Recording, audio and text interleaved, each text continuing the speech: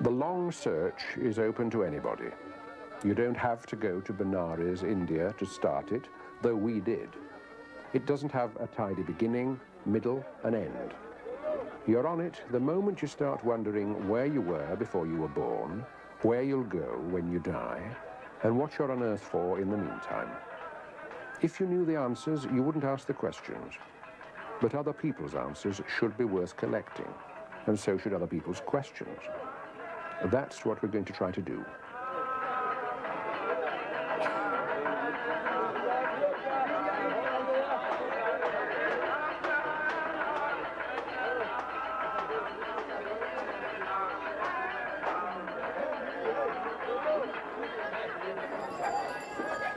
You're probably wondering who I am and what gives me the right to launch one of these big film series.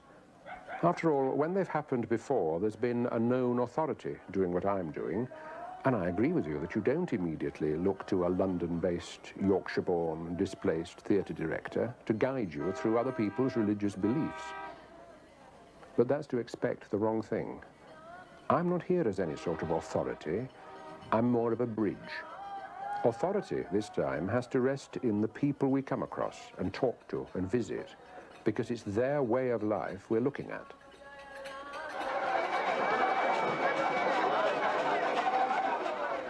It's one thing to sit at home and discuss Hinduism, but quite another to go out to India and try and find it. For a start, who do you trust? Scholarly people talk history. Devout people push their own brand of devotion. Busy people haven't time to talk to you. Simple people don't have the words for it. And the holiest people keep their mouths shut. In Benares, I came across Mr. N.K. Sharma, a tourist guide who turned out to be a pundit. He was my first guru. Couldn't possibly be more confused, so we're starting with many already, right?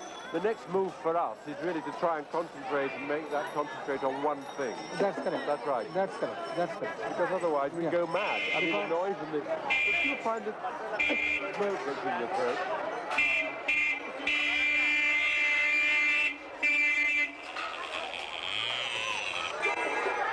My first brush with a Hindu god was in this street on his feast day. He had the head of an elephant, sat cross-legged, was made of painted clay and came in different sizes. This was Ganesha, the remover of obstacles. We were going to need Ganesha. Are you a devotee of Ganesha yourself, Mr. Sharma? No, particularly not. I am devotee of Kali. Of Kali? Kali. What does that mean? Kali is a wife of Shiva in her terrific aspect, not tolerating any wrong. Mm-hmm. When you see pictures of Kali, she's got a bloody tongue and is carrying heads. Yes, but she appears very terrific.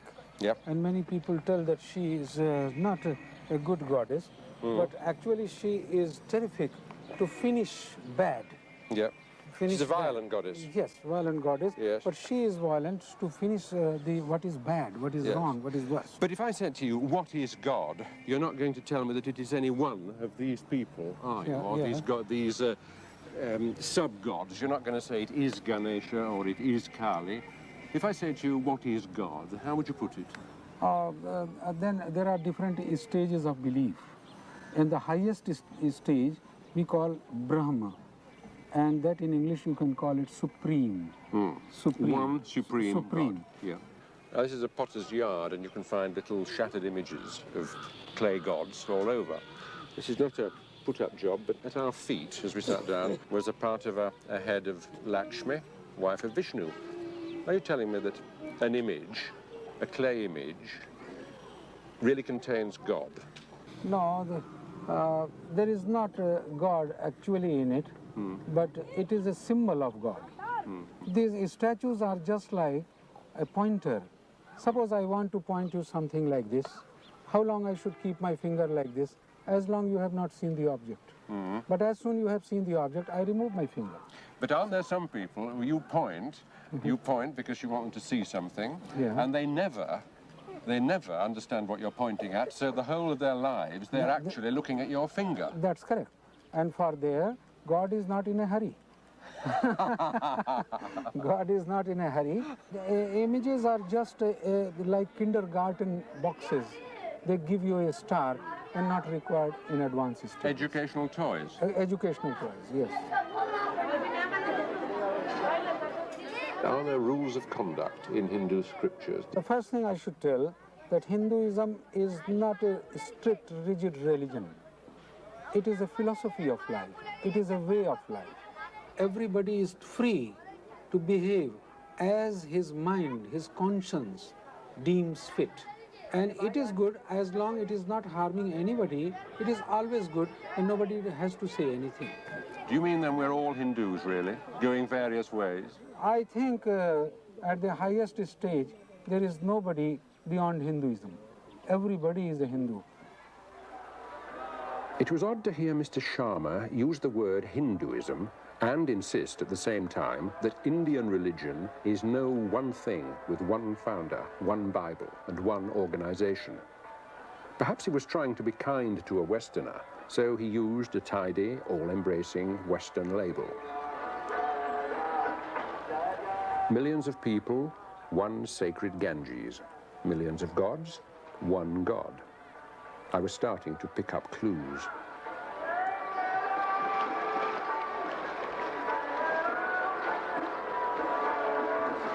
This is how it looked in the middle of the day. At dawn, there'd been less soap and more praying. But the early morning worshippers also did their laundry. And in among the midday laundry, there was no end to the prayer. Where'd you draw the line? Is there even a line to draw? If this religion is a way of life, there isn't. I gazed into that river and remembered the irreverent explorer who said that the Ganges is considered pure because no microbe can stay alive in it. Yet, just to report, devout Hindus told me that Ganges water, kept in a bottle, never goes bad. Pious locals cook and wash in nothing else. It's a great healer. The Ganges, in other words, is a goddess. She purifies everything and everyone she touches, instantly and utterly. Poor people save all their lives for just one chance to immerse themselves in her. With your own eyes, you can see the garbage and you can see the faith. Both are real. That's the dilemma.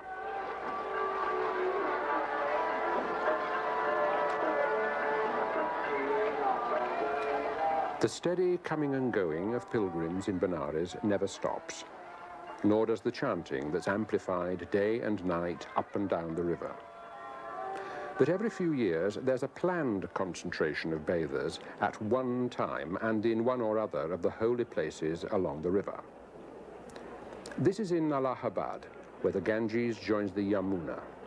This meeting lasted about a month in all, and tents sprang up on the mudflats to house the rallies and the prayer meetings and the mobile sick bays and the offices for lost property and lost people.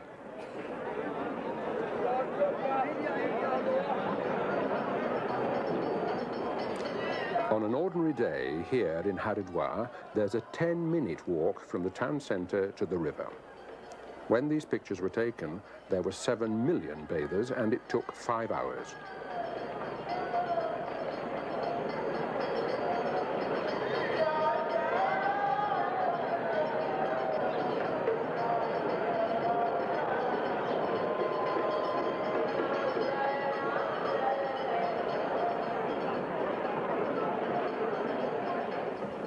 All right, how do you put in a nutshell what's going through the minds of 1 million assorted bathers? Or the mind of even one?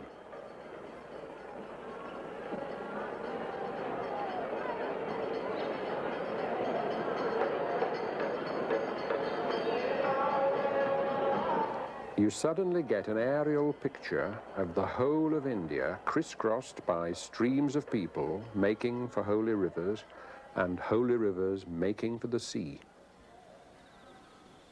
We made a plan. 3/4 of the population of India live in villages. So 3/4 of the trudging pilgrims who go in search of the great river set out from, return to, and live most of their lives in somewhere like this, Bhith Bhagwanpur in North Bihar. It's a remote village, 30 miles from the border of Nepal, and a 5-hour jeep ride from the nearest small town. No electricity, no telephone, and a way of life that's been going on pretty much the same for hundreds of years. Shivesh Thakur was born here. It was through him that the village opened itself up to us.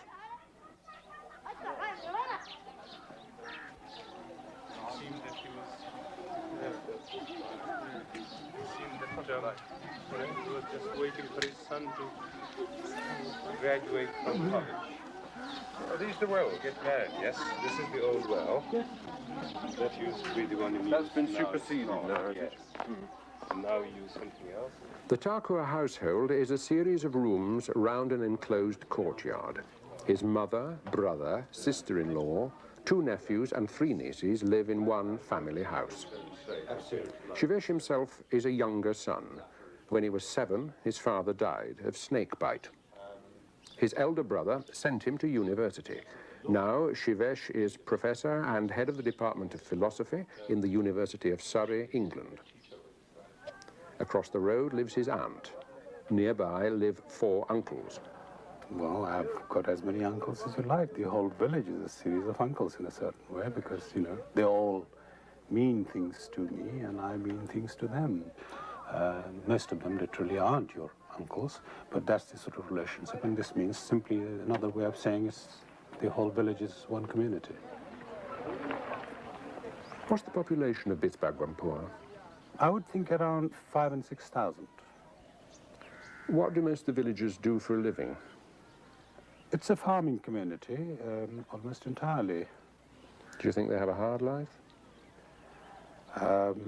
If you, by hard times, you mean, are people able to spend as much on food and luxury items that they do out here in the West, then of course they have a very hard time. They don't have anything like that.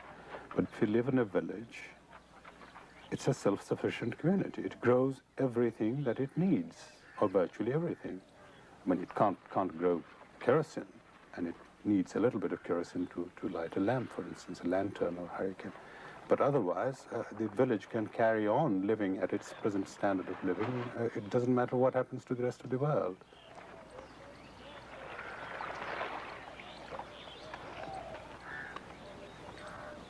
During parts of the year, of course, there is no question of getting about. Not many people do or would want to. The rest of the time, it's people either walk from one place to another or take a bullock cart or a horse cart. And now, of course, this is the technological breakthrough. There are lots of bicycles around.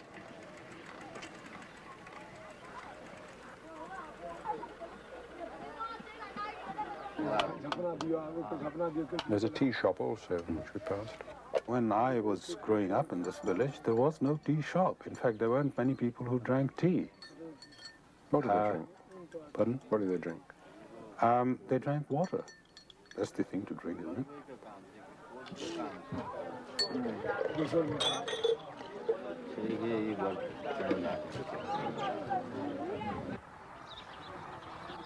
There are 4 schools in Bhith Bhagwanpur, and once a year, like most schools and colleges in India, they celebrate the festival of Saraswati, goddess of art and learning.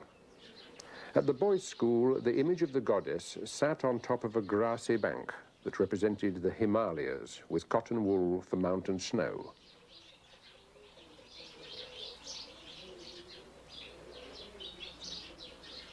By tradition, Saraswati rides on a white swan, and in her 4 arms she carries a musical instrument, a pen, a book, and a crystal.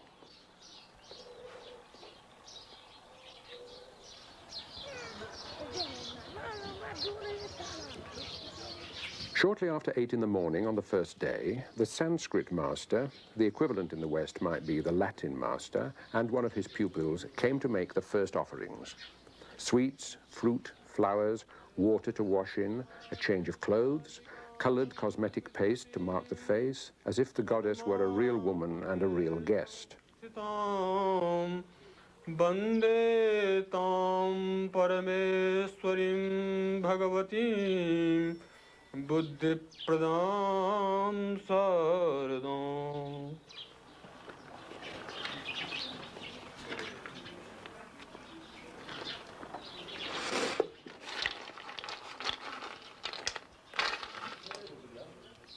By the way, the food wasn't thrown away. After the goddess, it was offered to the second best guests. That's us. And then to the boys.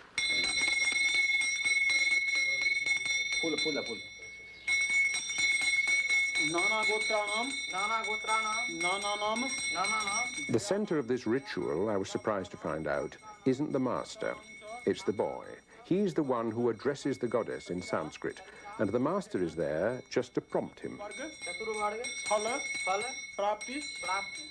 Now this process is literally trying to breathe life into the goddess by certain ritual observations. So by reciting certain sorts of verses and doing correct things as prescribed in the tradition, the boy, on behalf of the school, is inviting the goddess to come and take her seat into this image. And from that point on, for this prescribed time, she actually becomes the seat of that goddess.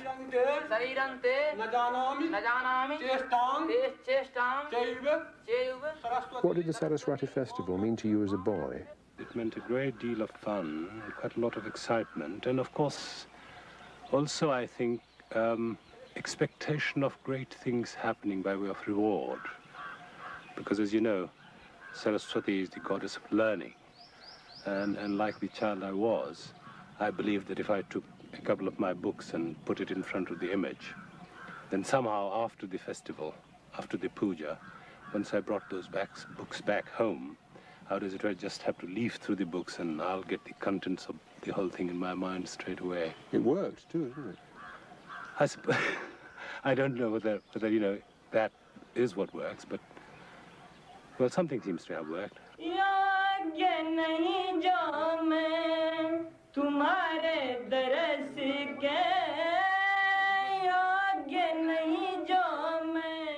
We're not now talking about idolatry, are we?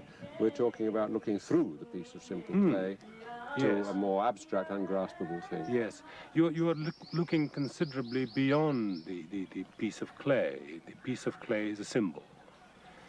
And you invoke the symbol in order to address and communicate with something that symbol represents, which is divinity. I can understand that you, with your mind and training, could have that thought. I wonder how generally shared by very simple, devout people, or do they really superstitiously think that that goddess, that piece of clay, is something more than clay? Yes. Yes, I can see why you asked this question, because it sounds like a very sophisticated point to grasp. I think I would be very surprised if you ran into many people who believed that literally that clay was the goddess. Because they're perfectly aware, for instance, that a new clay image is bought every year and installed in this place, and then it's thrown away. So it's not clay you're worshipping, it's what the clay represents. So you're brought up to be used to disposable gods? Disposable clay, disposable stone, disposable iron, whatever material you use.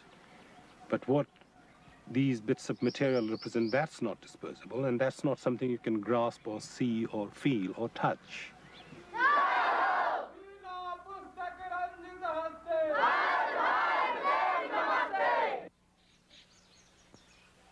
How many gods do the Hindus have? That's a very tricky one. Sometimes you get mentioned 330 million gods. So if you like, that's the answer. 330 million? I've been thinking about the 330 million gods of India. Who counted them? What are their names? Does it mean that with 365 days in the year, the gods have their festivals at a rate of about 1 million a day? Or are the 330 million gods just 330 million different expressions, different facets of one universal God, with the number, 330 million, thought up to astound the mind? Or would we be right to include among the gods all living things, all plants, all animals, all parents, all teachers, all guests, everything that lives? Because A lot of the people we've talked to during this search do claim to see the universal God reflected in all living creatures. Now, if you start thinking about the gods in that way, as including all living things, the number, 330 million, is a wild underestimate of the number there must be. What are the best known of the traditional gods? I suppose the most famous, of course, is the Trinity of Brahma, Vishnu, and Shiva. Brahma is the creator, Vishnu is the preserver, or one who maintains the universe in its equilibrium, and Shiva, whose job it is to destroy the world when the world begins to be thoroughly beyond repair. The Hindu idea of creation is not of one final creation. It's a cycle. It's something that goes on all the time. Something in the world that we know is being destroyed now, and something in the world is being recreated now. So normally this works for long periods of time, and when I say long, I don't mean a few years, I mean a few million years, if you like. But there comes a stage when, so the story goes, the world just can't be maintained. It's completely beyond repair, so it's got to be destroyed and another one created in its place. So Shiva does the destroying, if you like, and Brahma recreates another world out of that same material.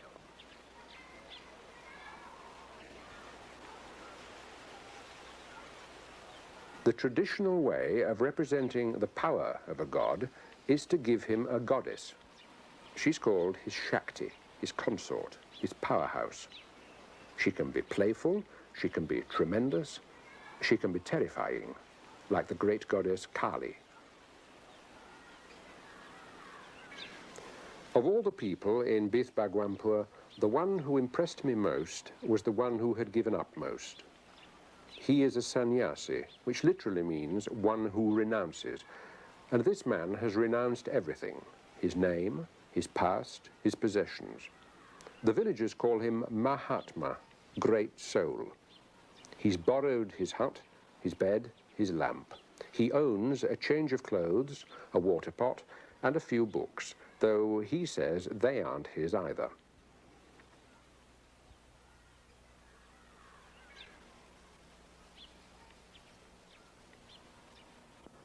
Mahatmaji, what did you do for a living before you withdrew from the world and became a sannyas?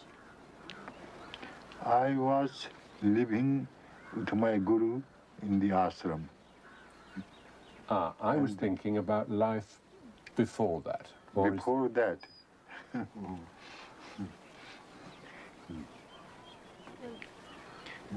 before leaving this, I was a law practitioner in the court. Mm-hmm. Yes. Is it something that embarrasses you to talk about, your past? It is better if we don't want to know my past. You would prefer me not to ask? Not to ask, yes. Fine. Why should a man leave society, leave his home? To be nearer to God, with the object to have peace of mind. And the idea is that this peace and this nearness to God cannot be achieved while a man is in society. Yes, that is our experience. Ex-lawyer, ex-socialist politician, ex-freedom fighter, ex-man on the run from the British police, and not writing his memoirs.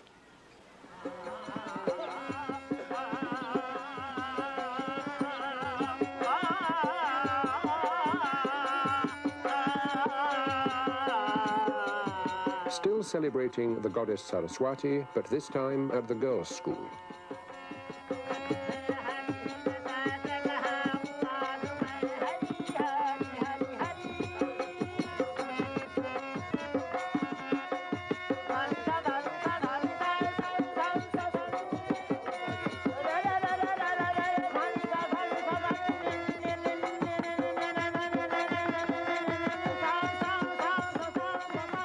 It seemed to strike nobody but me as odd that performers at a girls' school concert should all be men.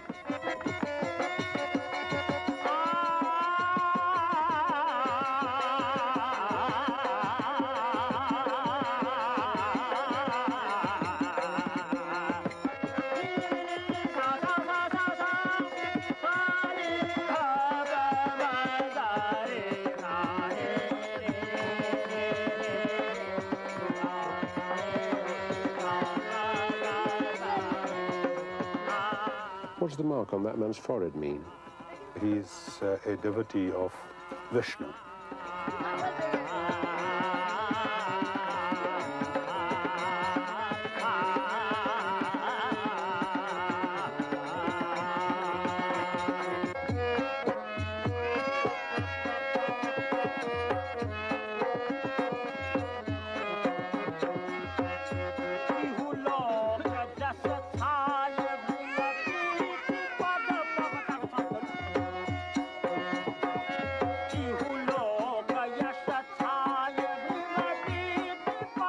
His song, I discovered, is in honor of the god Shiva.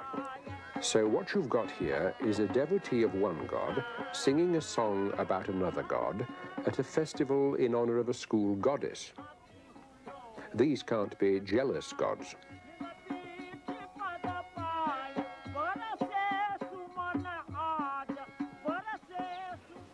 If, by the way, you're getting the impression of a whole community moving amiably from one pious celebration to another, that's how, in some ways, it was for those few weeks. The bad times would come later. Black days in the calendar, the astrologer's warning, drought, the monsoon, floods, weeks of anxiety. Soon, this landscape will be scorched by the sun. Then it will lie under perhaps 10 feet of floodwater, marooning the temple and most of the houses and destroying the roads.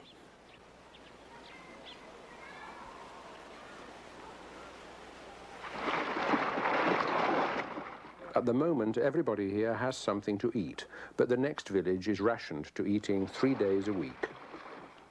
I asked the headmaster of the girls' school how he managed to be so cheerful. He answered, "We are disaster-proof men." All the same, any action they can think of to avert, control, and defuse disaster, they take, even the most ancient.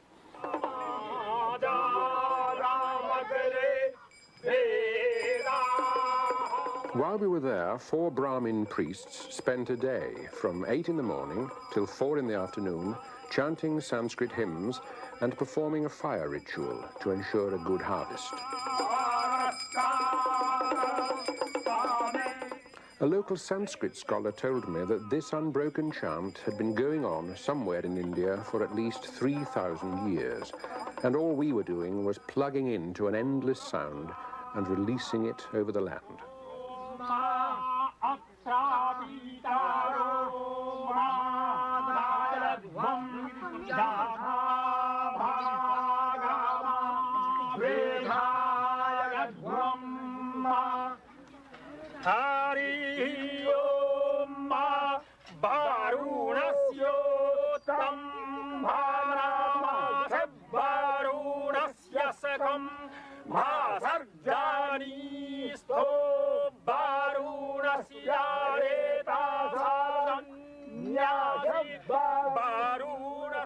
I was told I should think of the fire as the mouth of God.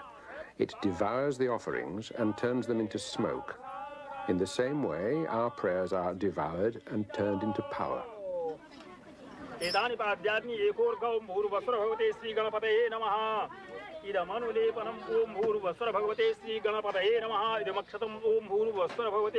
Shivesh, are you sure it doesn't make any difference that very few people can understand a word of what's going on?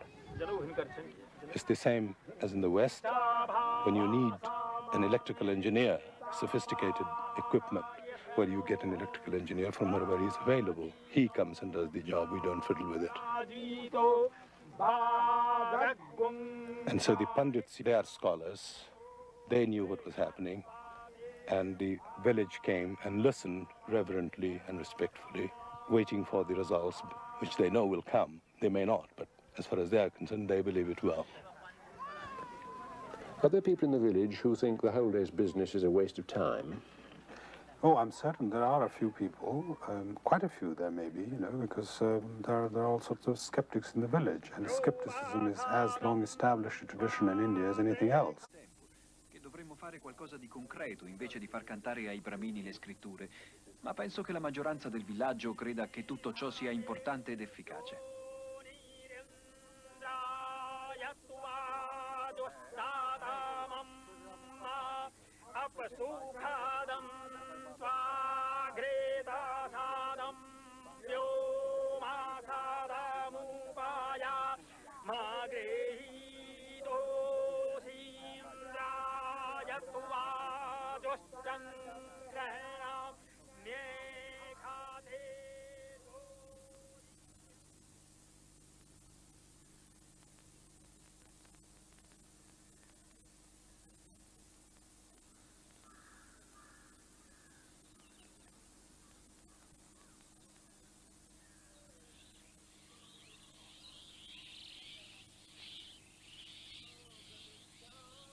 Questi uomini in Occidente sono classificati come appartenenti alla nobile casta indù dei Brahmini. Questo non vuol dire che siano ricchi e potenti, bensì che appartengono ad una casta superiore. Se pensiamo ad un uomo che si è reincarnato un gran numero di volte risalendo il sentiero a spirale della vita, compiendo una buona azione dietro l'altra, conducendo una retta esistenza dietro l'altra attraverso le diverse caste, allora possiamo pensare che quest'uomo sia vicino alla meta. Le preghiere che questi bramini ripetono ogni mattina sono strettamente personali.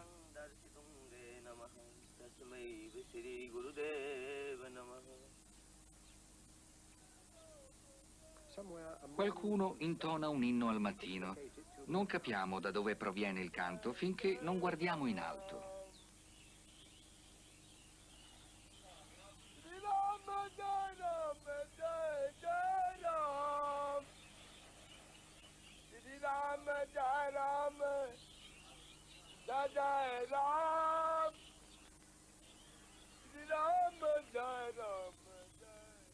I fiori che raccoglie sono per il tempio del villaggio che è dedicato al dio Shiva.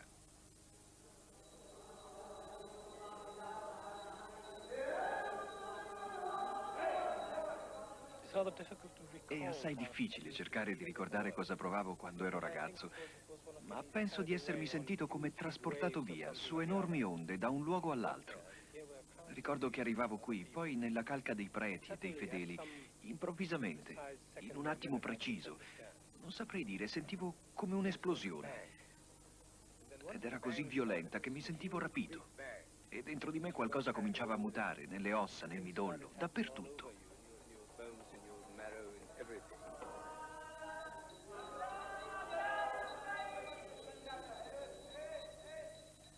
Che cos'è quell'oggetto là nell'oscurità? È il simbolo di pietra di Shiva e Shakti. Sarebbe sbagliato vederci un qualche significato sessuale? No, non è sbagliato. Abbiamo visto che Shiva è considerato il dio distruttore, eppure viene rappresentato dagli organi sessuali maschili e femminili, a cui questa scultura vagamente assomiglia, quindi da un simbolo di fertilità.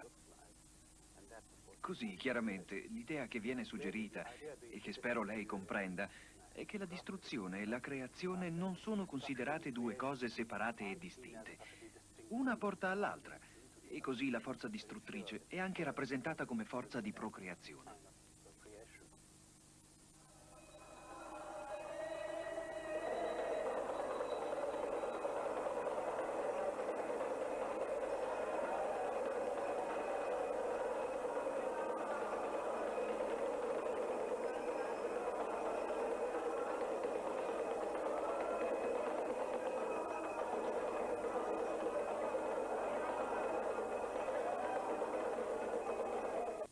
È strano pensare che queste sculture, fredde e insignificanti in un museo occidentale, furono una volta circondate da rumore, fiori, preghiere e suoni di tamburi. Sembra che questi fedeli stiano venerando uno dei loro 330 milioni di dei. In realtà stanno venerando un solo Dio. Sto ancora pensando ai 330 milioni di dei dell'India e il problema non sta nel numero di 330 milioni, ma nella parola Dio. Se si potessero chiamare santi indù, il numero non sarebbe più un problema e anche la definizione non stonerebbe. Dopotutto, gli dei indù e i santi cattolici hanno loro celebrazioni e feste patronali e sono oggetto e strumento di devozione. Sono poi considerati come un modo per giungere a Dio e visti come un riflesso di Dio sulla terra. Quando ho chiesto al Mahatma che vive nei dintorni di Bhith Bhagwanpur di aiutarmi a capire che cosa fossero gli dei, le parole che ha usato potevano essere le stesse che avrebbe usato un cattolico devoto parlando dei santi cristiani. Paragonò Dio, cioè Brahma, ad una centrale elettrica e i 330 milioni di dei a lampadine che si accendono grazie alla divina elettricità. Naturalmente il paragone tra dei e santi non resiste a lungo. Per incominciare, molti degli dei indù non hanno una collocazione storica come i santi cristiani. Poi non c'è un ufficio indù che sia l'equivalente di quello papale che esamina le proposte di nuove santificazioni e decide chi può essere ammesso e chi no. Ma solo il fatto di accantonare per un po' la parola dei riduce l'impressione di essere schiacciati da una tale moltitudine, specialmente se si è stati educati a credere che esiste un solo Dio.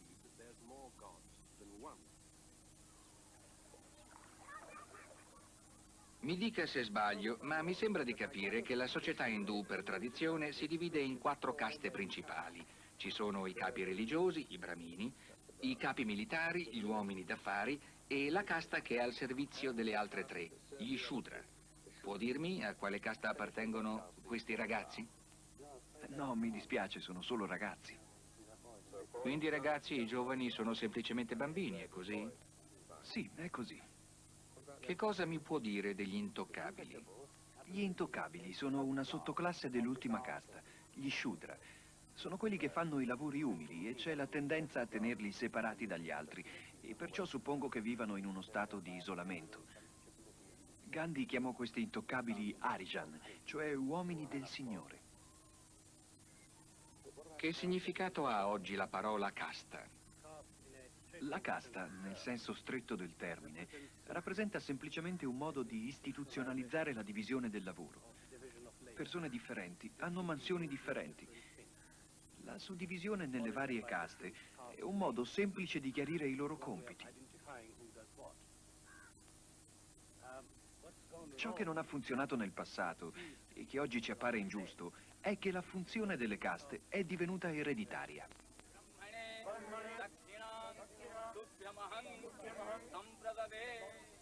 La tradizione dei bramini, che è una tradizione religiosa, considera la vita dell'uomo suddivisa in 4 fasi. Tra i 7 e i 13 anni, un ragazzo di una famiglia di casta nobile viene preparato per la sua iniziazione, per la sua nascita rituale, con la quale entra nella prima delle 4 fasi della sua vita.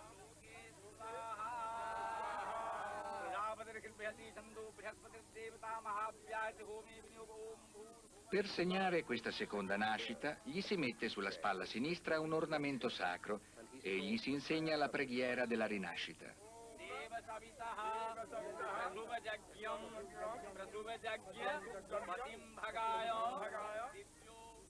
Come ha vissuto la sua iniziazione? Più come un divertimento che come una cerimonia religiosa?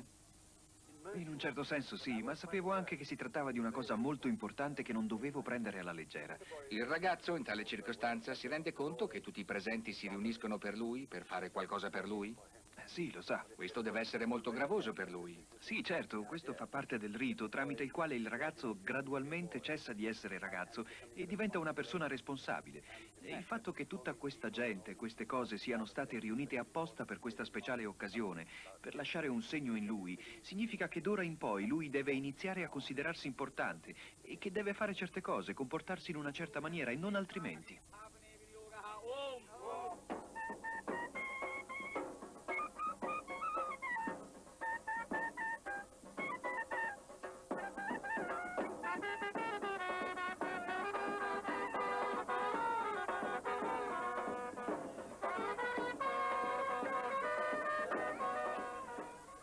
La cerimonia rappresenta il culmine di mesi e mesi di preparazione. Quando tutto è finito, ai rinati viene rasato il capo, come se ricominciassero la loro vita.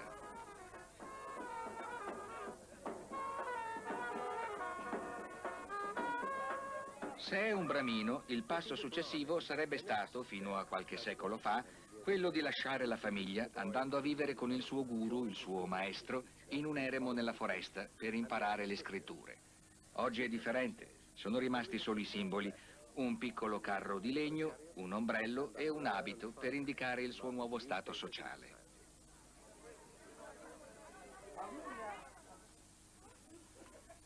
La seconda fase incomincia con il matrimonio, probabilmente un matrimonio combinato, e la convivenza con una moglie che quasi non si conosce. Ricordo che mentre giravo per Benares, la mia guida, il signor Sharma, mi diceva che in India non si sposa la donna che si ama, ma si ama la donna che si sposa.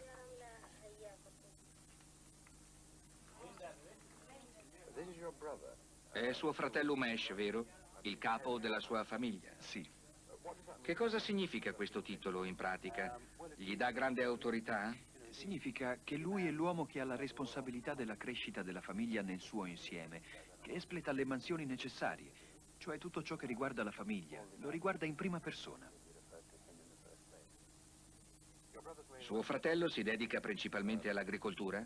Sì. Sembra che tutto questo lo impegni un bel po'. Sì, è così. Per esempio, comincia a lavorare presto la mattina, ma poiché si è guardato attorno, sa già dalla sera prima quale campo o podere ha bisogno di cure, quale deve essere arato, quale sarchiato e così via. E quindi avrà già parlato con i suoi uomini, aiutanti e altri alla sera. La mattina presto li manda fuori nei campi e assegna loro i lavori da fare. Dopodiché, un po' più tardi, nel pomeriggio o poco prima, porta loro cibo e acqua nei campi dove lavorano, concedendo loro una pausa.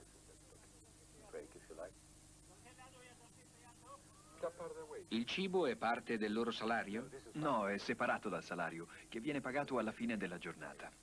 In denaro? No, in cereali.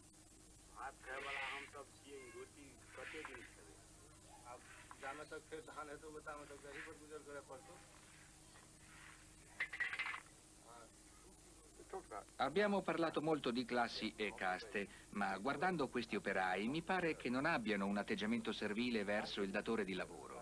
Lo credo bene. A tutti gli effetti sono stati chiamati a far parte della mia grande famiglia.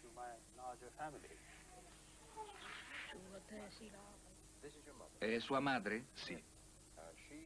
Ha superato la fase della famiglia, se ho capito bene. Sì, è così. Noi diciamo che è entrata nella terza fase principale. In che cosa consiste? Si potrebbe chiamare fase del ritiro. In un certo senso si sposta sempre più ai margini, dedicando sempre maggior tempo ad argomenti religiosi e spirituali. Quante ore del giorno dedica a questa attività? A me sembra molte ore, direi troppe, ma credo che per lei non siano abbastanza. La quarta fase non è per tutti. Implica la rinuncia al nome, alle proprietà e alla casta. Il Mahatma ha contrassegnato il suo passaggio nella quarta fase, scomparendo per un periodo di 14 anni. Fu ritrovato per caso e accettò di ritornare al villaggio a patto che riconoscessero il suo totale cambiamento. Sivesh mi dica, non sono sicuro, ma ho l'impressione che sia suo zio. Sì, è mio zio, o per meglio dire, secondo la tradizione indù, egli era mio zio. Mi sembra che ci sia un ottimo rapporto tra i giovanissimi e gli anziani, anzi, tra quelli che devono ancora entrare nella prima fase e quelli che sono nella terza. È vero che questa divisione in fasi facilita i rapporti tra giovani e anziani? Certamente. Ritengo che tra i bambini e gli appartenenti alla terza fase, che normalmente sono i nonni, intercorra un rapporto molto stretto.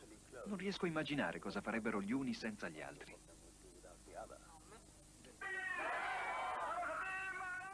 Alla fine della festa in onore di Sarasvati, le immagini della dea provenienti dalle scuole del villaggio vengono messe su carri trainati da buoi e portate in processione prima di essere gettate in uno stagno.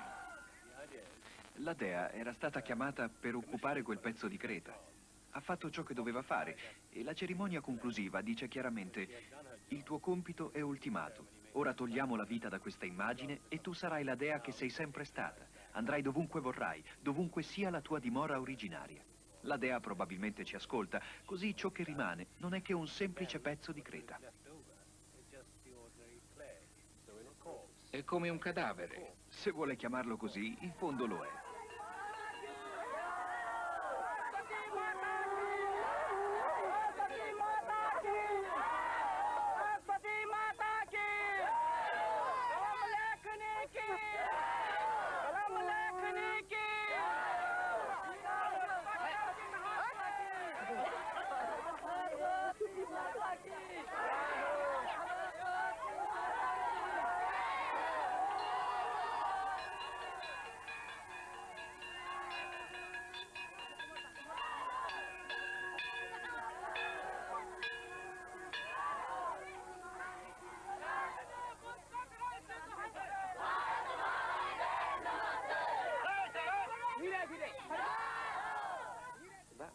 Questo può anche essere un cadavere e questo un corteo funebre, ma non si può certo dire che sia una cerimonia triste.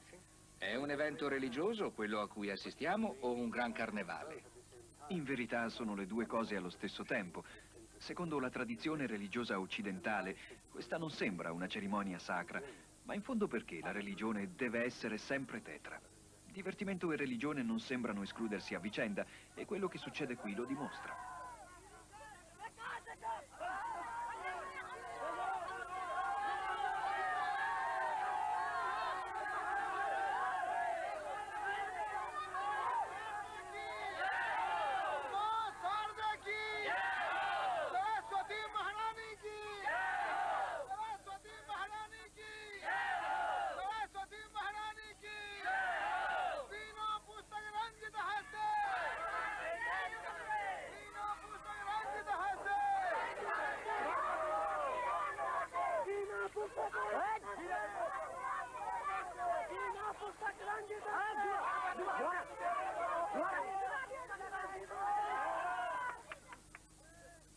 Forse sono troppo pignolo, ma ho cercato di trovare almeno una cosa sulla quale tutti i fedeli indù sono d'accordo.